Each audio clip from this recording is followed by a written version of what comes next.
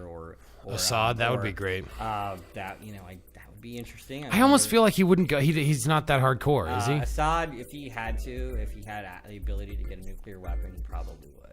Well, it seems like he's doing what he wants to do without all that. I mean, it seems like he's basically. Well, the Russians are backing him, and we aren't really committed, and and he also has Hezbollah and Iran, so he has people backing him, and the Russians would try to up the pain if we tried to if we had actually. I think that was one of the reasons why Obama sort of changed his mind about the airstrikes, is that the Russians probably made threats and said, well, we're going to continue, we'll back Syria more strongly if you attack. So and that was their compromise to get rid of the chemical weapons. Well, I mean, should we move on to that? Should we wrap up North Korea? Because you kind of brought up Syria, but also because I want to talk about what Obama has done in the last couple weeks. Okay, we can move on.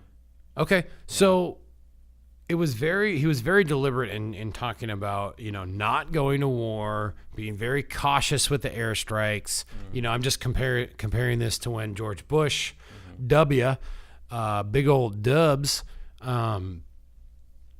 went in for Iraq and Afghanistan. He just went in guns and blazing, right?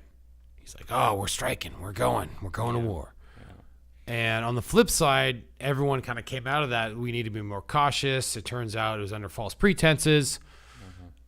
And it feels like Obama is doing the opposite in what the people want, being cautious, but he's getting slack. And it feels like at this climate, everyone wants him to go in guns a-blazing. Like, have we not learned enough from... Well, but the problem is there's no real good solutions there. And he tried to stay out, but unfortunately in staying out, it made the situation worse. This is one time where I actually think if we had taken a harder line on Assad and helped the more moderate rebels early, it might have led to a better result. And certainly Iraq would not have collapsed the way that it did. On the other hand, Maliki is no longer in power, and probably the collapse of Iraq was inevitable under his government. So we can't necessarily say that nothing that was Obama's fault, although certainly the Republicans would blame him. But now that we are in Syria, we are bombing.